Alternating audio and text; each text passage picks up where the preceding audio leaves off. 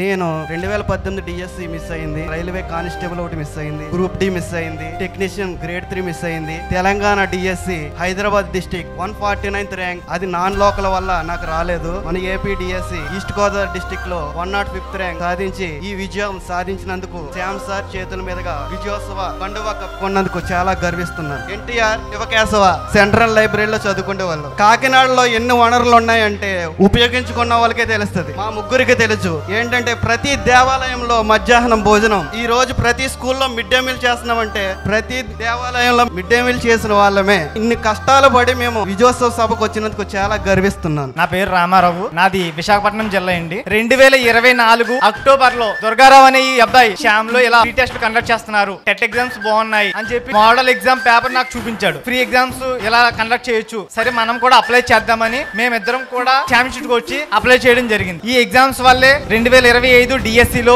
87 మార్కులతో 62వ ర్యాంక్ సాధించడం జరిగింది. ఈ ఉద్యోగ సాధనలో శ్యామ్ సార్ కి నా ధన్యవాదాలు తెలుపు. కాకినాడ సెంట్రల్ లైబ్రరీ ఉంది, అక్కడ శ్యామ్ యూనిట్స్ బుక్స్ చదివాను నేను. శ్యామ్ యూనిట్స్ వారు ఏ ఇన్ఫ్రాస్ట్రక్చర్ లేనప్పుడే 712 ఎవరికి కూడా ఫస్ట్ అటెంప్ట్ లో జరగని పని దాన్ని పాకలో కూర్చుని అలా సాధించారంటే ఇది ఇంటర్నేషనల్ లెవెల్లో ఉంది. నెక్స్ట్ డిఎస్సి లో సగానికి పైగా ఖచ్చితంగా శ్యామ్ ఇన్స్టిట్యూట్ విద్యార్థులే ముందంజలో ఉంటారు.